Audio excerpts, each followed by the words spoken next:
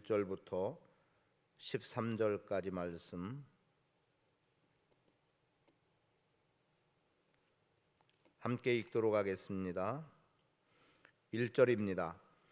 너희는 자기를 위하여 우상을 만들지 말지니 조각한 것이나 주상을 세우지 말며 너희 땅에 조각한 석상을 세우고 그에게 경배하지 말라. 나는 너희의 하나님 여호와임이니라. 너희는 내 안식일을 지키며 내 성수를 경외하라.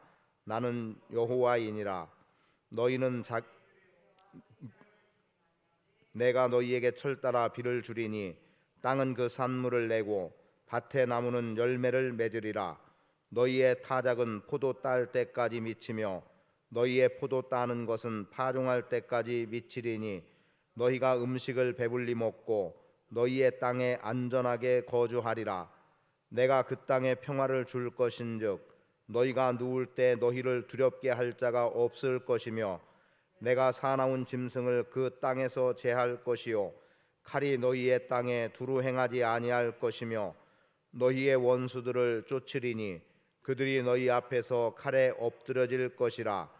또 너희 다섯이 백을 쫓고 너희 백이 만을 쫓으리니 너희 대적들이 너희 앞에서 칼에 엎드러질 것이며 내가 너희를 돌보아 너희를 번성하게 하고 너희를 창대하게 할 것이며 내가 너희와 함께한 내 언약을 이행하리라.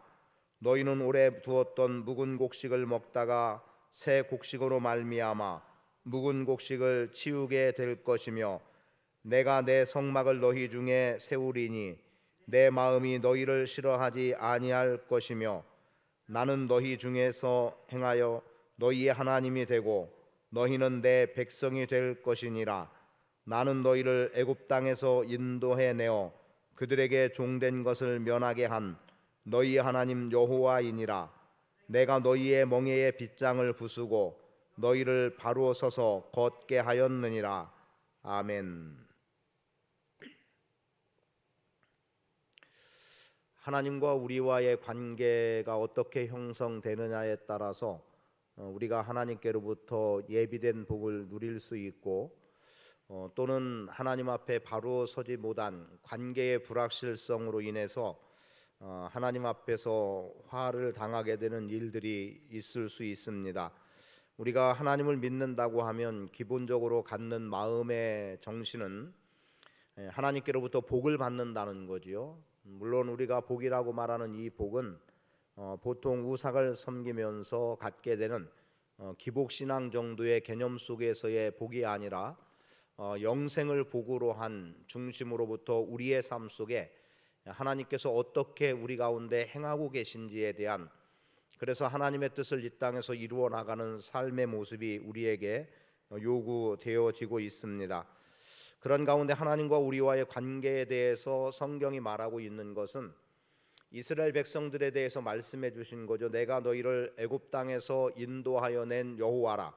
오늘 본문 말씀 속에서도 어떻게 표현하고 있습니까?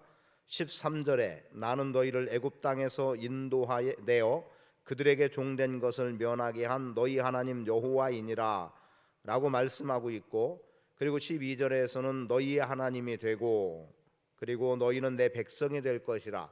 하나님은 우리의 하나님 되시고 우리는 하나님의 백성됨의 자리에서 삶을 살아가게 되는데, 그렇게 살아가게 되는 삶의 모습을 하나님께서 언약으로 우리와 함께 맺어 나가는 거예요. 그래서 언약이라고 하는 개념을 하나 잘 여러분들이 염두에 두어야 합니다. 그래서 이 언약으로 맺어진 관계 속에서 우리에게 하나님께서는 그 언약을 이행하실 거냐 이행하지 않으실 거냐, 이 문제는 우리가 하나님 앞에 어떤 삶의 태도로 어떤 관계를 맺고 살아가느냐의 여부에 따라서 하나님이 우리 가운데 이행하시기도 하고 이행하지 않는 부분이 있게 되는 거예요. 그러면 하나님은 언약을 이행하시는 하나님이라고 말씀하고 있는데, 그렇게 언약을 이행하는 우리에게 요구되어지는 게 있습니다. 그게 뭡니까? 너희는 내 규례와 계명을 준행하라라는 것입니다. 3절의 말씀해 보세요. 너희가 내 규례와 계명을 준행하면, 그래서 이렇게 된 즉 주의 계명을 준행하면 어떠한 결과가 주어지는지, 그리고 이 결과가 우리가 말하는 복입니다. 그래서 오늘 이 복을 우리가 누리는 자로서의 삶을 살아가야 됨을 잊지 말아야 합니다. 그래서 오늘 우리가 하나님 앞에서 하나님이 예비해 놓으신 것, 즉 우리가 하나님의 규례와 계명을 준행함을 통해서 하나님께서 우리에게 베풀어 주시고자 하는 그 복을 누리며 살아갈 자, 오늘 그것은 여러분들이에요. 여러분들이 하나님의 말씀을 지켜 행한다면 하나님께서는 마땅히 여러분들에게 복을 주시게 되는 거죠. 그리고 실제로 그 복을 우리가 이 땅에서 받아 누리면서 삶을 살아가게 되는 겁니다. 그 내용 몇 가지를 살펴보면서 여러분의 인생에 하나님께서 풍성하게 부어주시고 공급해 주시는 그 은혜를 체험하고 맛보고 살아가는 복된 인생으로 서시기를 축복합니다. 그래서 오늘은 하나님께서 언약을 이행하시는 하나님이시지만 우리가 어떻게 행함을 통해서 받을 수 있는 몇 가지의 내용, 첫째는 4절의 말씀입니다. 같이 한번 읽습니다. 시작. 내가 너희에게 철 따라 비를 주리니 땅은 그 산물을 내고 밭의 나무는 열매를 맺으리라. 너희의 타작은 포도 딸 때까지 미치며 너희의 포도 따는 것은 파종할 때까지 미치리니 너희가 음식을 배불리 먹고 너희의 땅에 안전히 거주하리라 라고 말씀하죠. 자, 이 말씀은 뭡니까? 지금 오늘 우리에게 철을 따라서, 즉 하나님의 말씀을 지켜 행하는 자에게, 당신의 백성에게 하나님께서 주시고자 하는 것은 철을 따라서 비를 주신다라는 겁니다. 이스라엘에게 있어서 비의 개념은 이른 비와 늦은 비라고 표현됩니다. 물론 소낙비도 나오고 있습니다만 이른 비와 늦은 비, 어떻게 됩니까? 오늘 우리가 농사를 지면은 파종하기 위해서 적절한 비가 필요하고, 그리고 또 이 곡식들이 잘 여물 수 있도록 햇빛은 당연히 필요한 부분의 하나라고 말할 수 있겠습니다만, 그런 내용 속에서 또 열매로 맺어나갈 수 있도록 분명한 것은 비가 필요하다는 겁니다. 예를 들면 농사를 지어본, 벼농사를 지어본 분들은 알겠습니다만, 벼농사에서 물을 제일 필요로 할 때가 언제냐면 벼가 패고 베는 시기, 그러니까 벼가 이렇게 벤다 라고 하는 것은 그만큼 물이 소요되는 속에서 열매로 나가기 시작하는 그 시점, 그때가 물이 가장 필요하다는 거죠. 그러면은 오늘 우리에게 하나님이 공급해 주시는 것은 파종의 때와 결실할 수 있는 이 때에 필요한 비를 하늘을 열어서 공급해 주신다는 거죠. 그런데 어떤 경우에 하나님의 말씀 앞에 바로 서지 못했을 때 하나님은 하늘의 문을 닫으셔서 비를 내리지 않는 겁니다. 예를 들면 아합 시대에 어떻습니까? 아합이 하나님 앞에 참 그릇되이 행하고 있죠. 가장 악한 왕이라고 말합니다. 그런데 그때에 엘리야가 사역을 감당하게 되는데 어떤 내용이 나와요? 3년 6개월 동안 비가 내리지 않았다라는 겁니다. 여러분, 3년 6개월 동안 비가 내리지 않는다는 것은 말 그대로 흉년이고 경작을 전혀 할 수 없다는 거예요. 그러면 손에 잡히는 것이 아무것도 없다는 거죠. 그러니까 하나님께서 하늘의 문을 열어서 비를 내려 주셔야 사실은 어떤 거예요? 그래야 풍성한 결실을 맺어나가는 겁니다. 그런데 이보다 앞서서 1절의 말씀에 보면 너희는 자기를 위하여 우상을 만들지 말며 조각한 것이나 주상을 세우지 말라, 그리고 그런 것들에게 경배하지 말라고 말합니다. 여기에서 구체적인 신의 이름은 나오지 않지만 이스라엘 백성들이 하나님 앞에 풍성한 결실을 바라고 나갈 때에 이방 백성들도 자기들의 어떤 신에게 풍성함을 기도했습니다. 그런데 그 풍요를 준다라고 하는 신이 뭐냐면 바알 신이었어요. 바알 신이 비를 내려준다고 생각했기 때문에 바알에게 절을 하면서 비를 내려주셔서 우리의 곡식의 풍성함을 구했습니다. 그런데 이스라엘 백성들은 그러한 바알에게 구하면 안 된다는 거예요. 하나님이 말씀하는 거예요. 너희는 그런 것들에게 경배하지 말라. 그런 것들에게 비를 구하지 말라. 하나님이 비를 내려주시는 분이고 하나님이 풍요를 안겨주시는 분이기 때문에, 그래서 하나님의 계명을 준행하면 철따라 비를 내려주시는데, 철따라 비를 내려주신다는 것은 풍성한 결실의 복을 허락해 주신다라는 겁니다. 거기에 대해서 땅이 산물을 낸다고 말하고 있고 밭의 나무가 열매를 맺으리라고 말하고 있어요. 그런데 5절 보니까 참 재미있죠. 지금 곡식을 베어서 타작을 합니다. 그런데 이 타작을 하는 시기가 어디까지? 포도를 딸 때까지. 그리고 또 포도 따는 것이 어디까지? 다음 결실을 위해서 파종을 할 때까지. 그럼 이것은 1년이라는 계산을 해본다면 지금 여기서 타작을 하는데 포도 딸 때까지 타작하는 일이 있고 그만큼 풍성함이에요. 그리고 이 포도를 따는데 어디까지? 다음 파종까지 포도를 딴다는 거예요. 사실은 포도든 곡식이든 그때 그 한철에 따면 그만인 거죠. 그때 추수하면 그만인 거예요. 그런데 어떻다는 거예요? 다음 일이 있을 때까지, 다음의 결실을 바라볼 때까지, 다음의 것을 추수할 때까지, 또는 다음의 것을 파종할 때까지 계속해서 끊임없이 하나님께서 열매로 공급해 주신다. 또 심을 수 있는 은혜를 주신다. 결국 풍성한 복을 하나님이 주신다라고 말씀하고 있는 겁니다.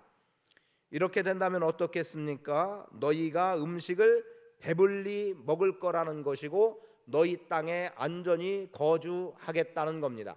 왜냐하면 하나님이 먹을 것을 공급해 주시니까. 그러면 이쯤에 여러분들에게 생각나는 말씀 하나 있겠죠? 무엇을 먹을까, 무엇을 입을까, 무엇을 마실까, 이러한 우리의 일상에 필요한 것들을 우리가 구해 나감에 있어서 그런 것들 때문에 근심하지 말고 너희는 그런 것들을 목매어 구하지 말고 하나님의 나라와 의를 구하라고 말씀하죠. 그러면 하나님께서 우리가 필요로 하는 먹을 것, 마실 것, 입을 것이라고 하는 일상의 모든 필요를 하나님이 공급해 주신다라는 겁니다. 일 안 하고 그렇게 구하기만 하면 주시겠습니까? 라고 할지 모르겠는데요.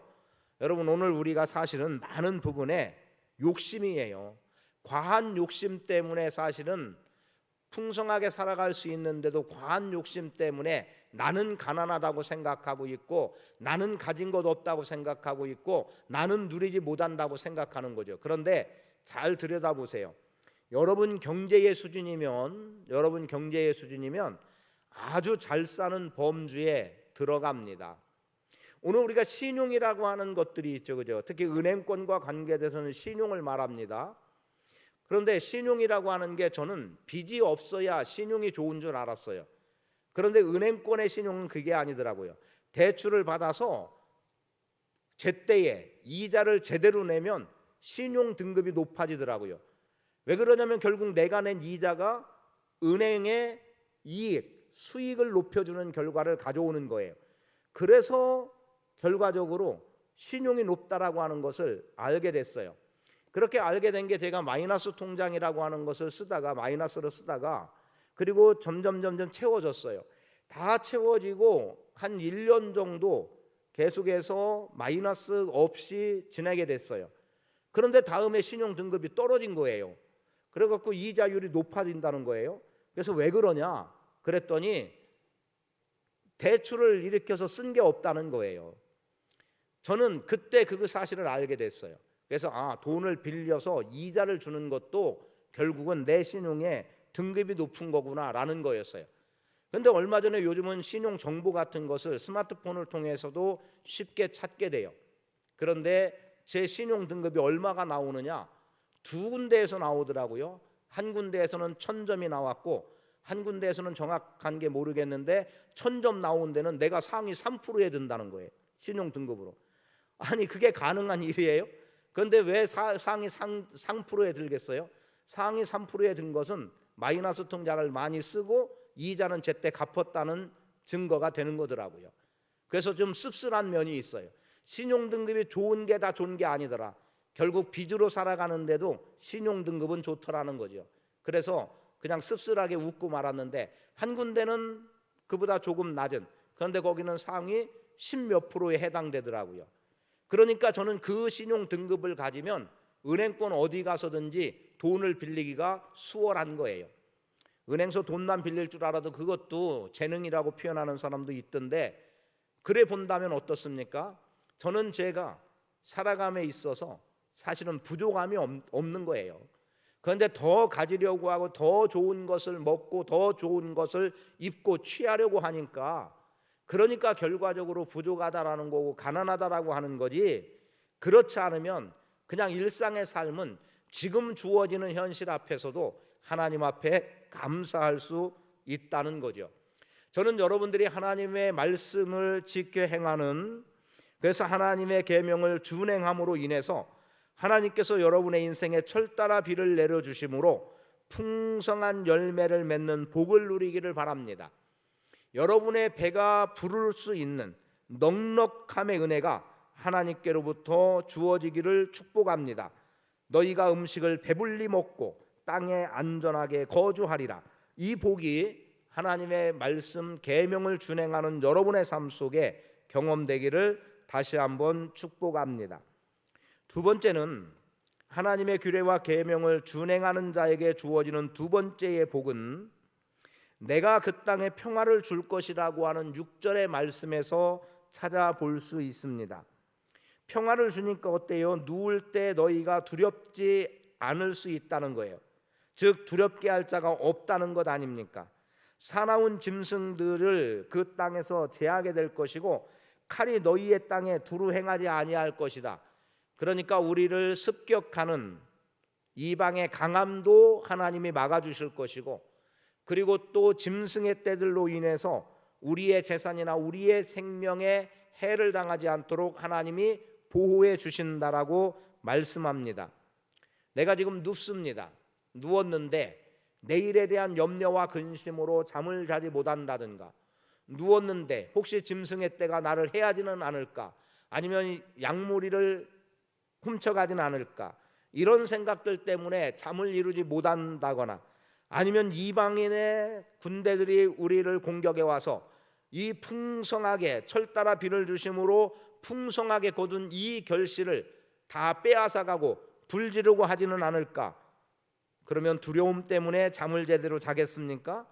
그런데 뭐라고 말씀하고 있어요? 그 땅에 평화를 주겠다는 겁니다. 두렵게 할 자가 없을 것이라는 거예요. 원수를 이기는 승리를 주시겠다고 하나님이 말씀하시죠. 7절에 너희의 원수들을 쫓으리니 그들이 너희 앞에서 칼에 엎드려질 것이라. 오히려 너희를 해하려 하고 너희 것을 빼앗으러 온다고 한다면, 너희를 두렵게 하려고 하는 자들이 있다고 하면 오히려 그들이 쫓겨나게 될 것이고, 그리고 그들을 반드시 물리칠 수 있을 것이다. 그들은 그들의 칼에 엎드려질 것이다 라고 말씀하고 있는 겁니다. 불안과 염려는 여러분의 삶에서 더 이상 여러분을 주장하지 않게 하십시오.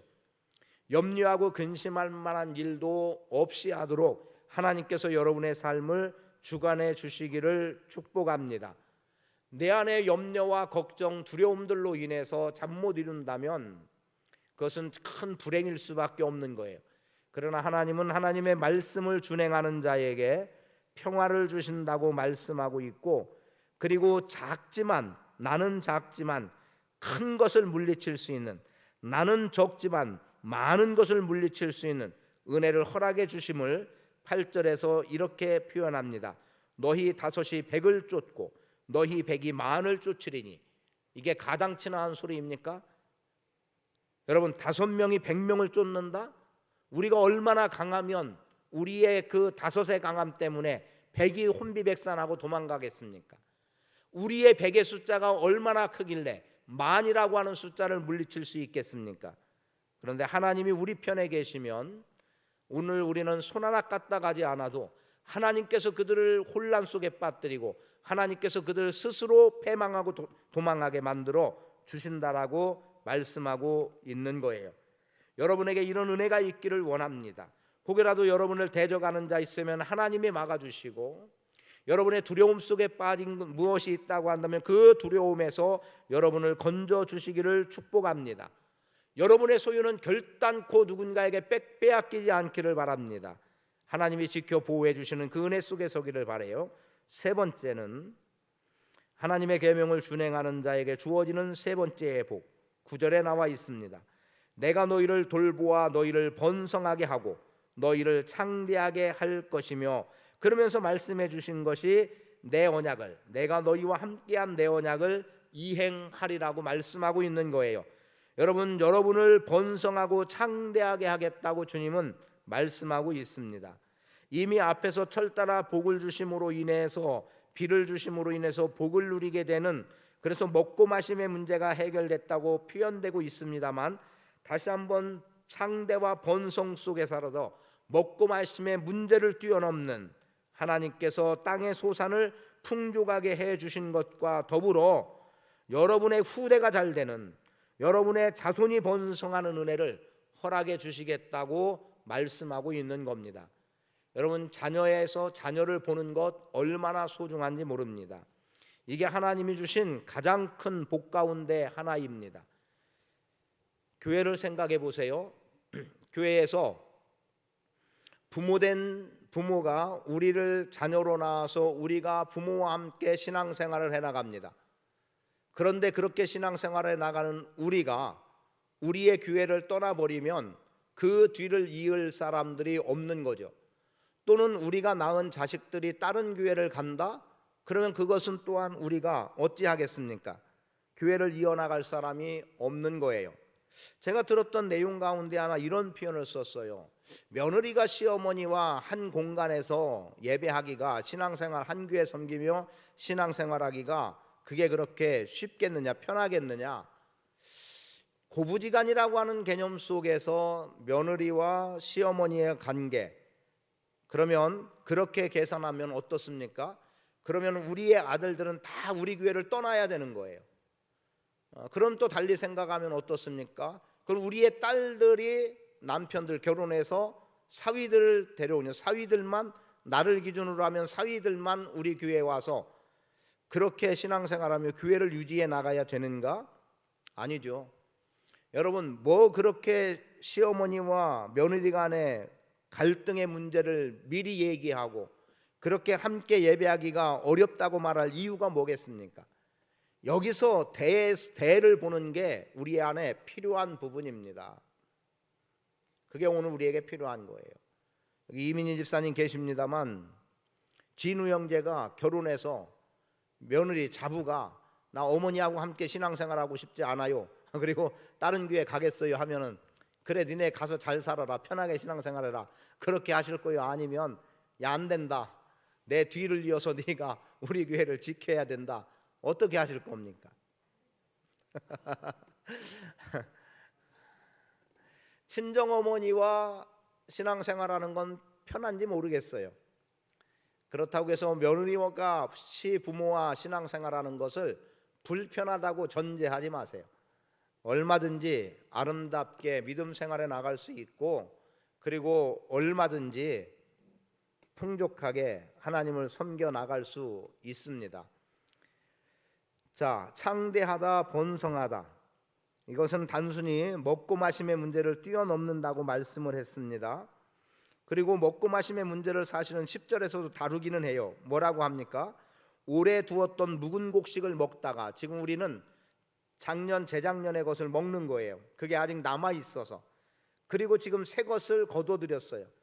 그럼 지금 새 것 먹지 새 것을 또 묵일 필요가 있겠느냐?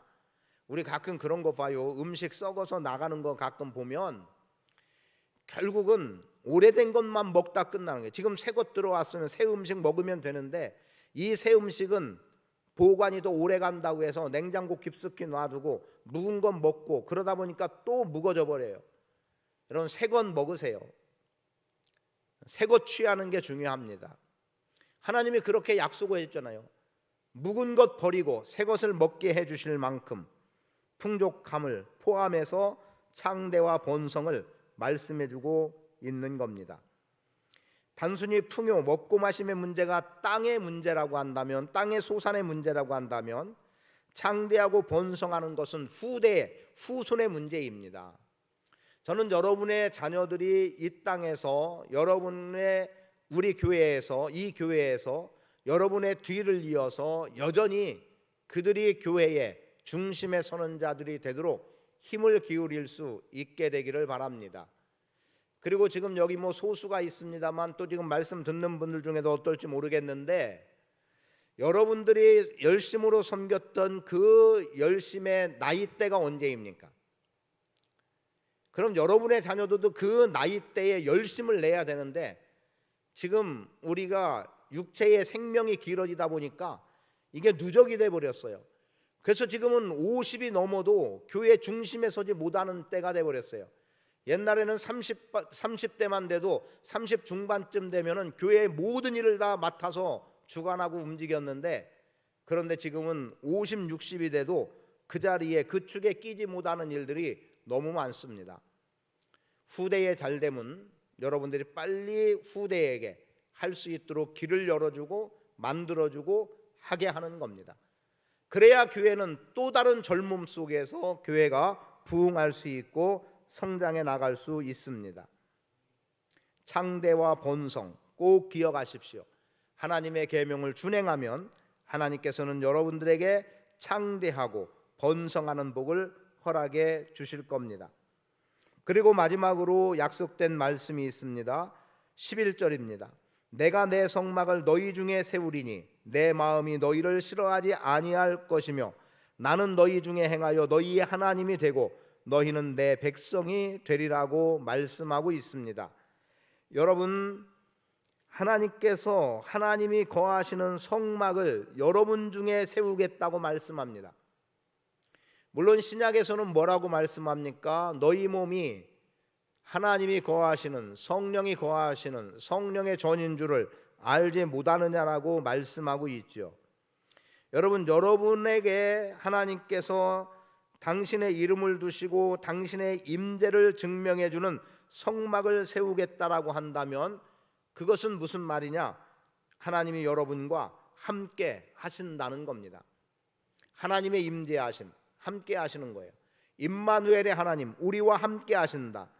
여러분, 여러분 중에서 하나님께서 여러분 중에 함께 하시는, 그리고 나는 너희 중에 행한다라고 말씀하고 있죠. 너희 중에서 행하여라는 거예요. 우리와 걸음을 함께 하시는 하나님이십니다. 나는 너희 하나님이 되고 너희는 내 백성이 되리라. 그리고 하나님은 저만치 가시면서 보이지도 않을 만한 데서 나 따라와라 이렇게 말씀하는 분이 아닌 거예요. 하나님은 지금 우리와 같은 보도로 나가고 계시는 겁니다. 그리고 오늘 우리에게 그렇게 말씀해 주시는 거예요. 내가 너와 함께 한다. 내가 너와 함께 걷고 있다. 내가 너의 삶 가운데, 너의 행하는 그 일 가운데 내가 함께하고 있다라고 하나님은 말씀해 주시는 겁니다. 오늘 이 밤에 하나님의 계명을 준행하는 자에게 주어지는 복 4가지를 말씀드렸습니다. 철따라 비를 내려서 소득의 풍족함, 풍성함의 복을 주신다는 거였고, 그리고 여러분을 대적할 자들 없게 하셔서, 두려워하게 할 자들 없게 하셔서 여러분 안에 평강의 복, 평화를 주신다고 말씀하셨고, 그리고 여러분의 후대가 번성할 수 있는 번성과 창대함의 복을 여러분에게 약속으로 함께 하시고, 그리고 여러분 가운데 성막을 세우겠다는 말씀으로 하나님이 여러분과 동행해 주시고 여러분과 보조를 함께 해 주시겠다라고 말씀해 주셨습니다. 그래서 결론으로 말씀드리는 바는 여러분의 주인이 하나님이심을, 하나님이 여러분의 주인이심을 잊지 말고 살아가시기 바랍니다. 그리고 하나님이 여러분의 힘 되심을 고백하셔서 그 어떤 것도 나를 대적할 수 없다는 강함으로 사시기를 축복합니다. 그리고 오늘 나는 하나님의 은혜로 사는 자라고 하는 것을 분명히 인식하고 살아갈 수 있기를 축복합니다. 그래서 계명을 준행함을 통해서 누리게 되는 복이 여러분의 인생에 풍족하게 펼쳐지는 복 있는 인생 되시기를 바라고, 그것을 실제로 삶의 현장에서 체험하고 또 체험해야 됩니다. 그리고 그러한 체험들이 주일날 간증으로 우리 교회에 간증하는 사람들이 줄을 이었으면 좋겠어요. 그러면 최소한 한 사람이 1년에 한 번 간증할 내용만 있다고 하면 얼마든지 비지 않고 주일마다 간증하는 사람이 몇 명은 나올 수 있습니다. 그런 교회가 되도록, 그리고 그런 삶이 되도록 하나님의 계명을 준행하시고, 그렇게 함으로 인해서 하나님께서 언약을 이행하시는 가운데 철따라 비를 주시고 평화를 주시고 창대하고 번성하게 하시고, 그리고 성막을 세워 함께 하시는 주님과 더불어 살아가는 복된 인생 되시기를 축복합니다.